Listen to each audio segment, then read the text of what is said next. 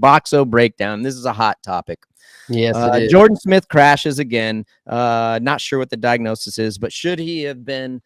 You think he should have been pulled off? Well, number one, tell us what happens right here. How does he crash? Yeah, it looked like got a little cross-rutted, and then at the last second on that takeoff, kind of got that kick. And for a quick second right here, it looks like he doesn't know what to do. He's trying to grab a gear, and then he just slaps his head on the bars. And then right here, another mistake off into the tough blocks. And then this is where we kind of saw, here's the rear angle of that, jumping over to the left, just on a double, catches the tough blocks, falls over. But this is kind of where I look at it getting a little bit sketch is when you pull on the track, he gets hit by two other riders, not paying attention. Now this, like you said, Ricky, is a hot topic. We're not part of the medical crew, neither is AMA. It is based on the Alpenstars Mobile Medical Unit and their personnel to see things like that or to recognize and pull them off. But here's the thing: it's very, very it's a hot topic there, because what if he didn't hit his head and it was something else and they black flag him, right? So it is a fine line. I think that's still. I don't even know what to do in that scenario. I think he personally hit his head. I think I truly do. That's why he made the mistake on mistake on mistake and then pulled onto the track, not knowing, not even looking. So like I said, I personally think that he hit his head, and we're watching the replay over and over right now. Just spun out, got a little cross-rutted, spun, grabs a gear in the air. I don't know what that was going to do, because he was already in the air and the trajectory was what it was. But yeah, it's a touchy subject. And like nobody kind of wants to really touch it, right? So I don't even know what would be the right answer or right call on that, other than to kind of leave him out there.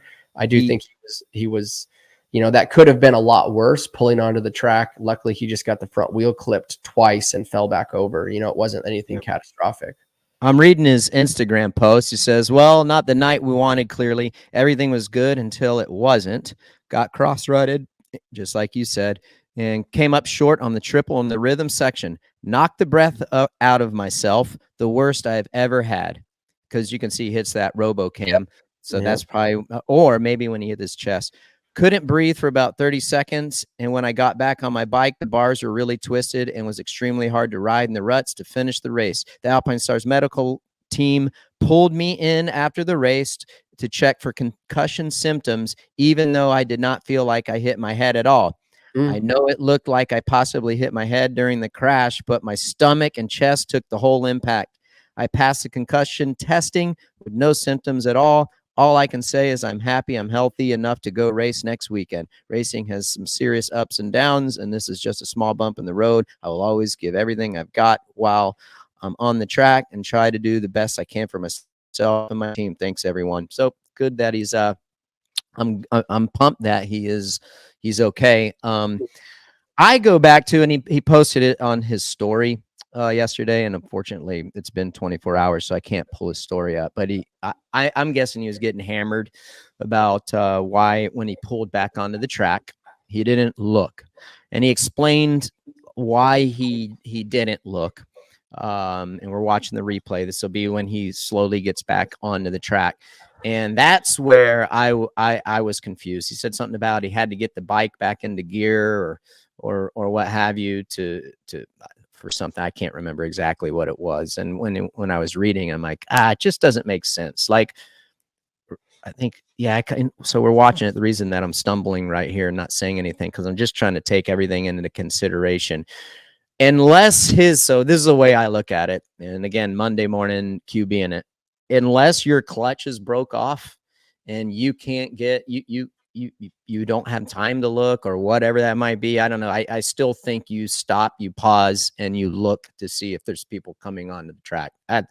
That's my opinion. That's the questionable part for me. I mean, look, I'll retract my statement, because he came on and spoke about it. He did the concussion protocol that the Alpenstars Mobile Medical Unit has. And they cleared him. So I have to retract my statement there. But yes, I thought it looked a bit funny. I just thought there was too many mistakes after that. But like you said, the bike was maybe bent up a bit. And then when it is that ruddy, that sticky, that grabby, and the front end is tweaked that much, that could have been a part of it. But to your point of like, you got to look when you come onto the track. That's regardless of what, yeah, regardless, yeah, right? You just, and I know there's a lot going on. I know the flagger guy was there. The SMX trap, one of the SMX flaggers was there. But regardless, I mean, regardless of circumstance, whether you don't have a clutch, whether you do have a clutch, I don't think that was a scenario. And he said it. So like, I just wish I could have I wish I would have saved that that Instagram story post he made, because then he would have set his side and I could have read it to you guys, but I don't. Hi folks, Lee Diffie from NBC Sports here. If you truly enjoyed what you just watched, you can get more news, interviews, and highlights by subscribing to the Motorsports on NBC YouTube page. You can get it all, so go for it.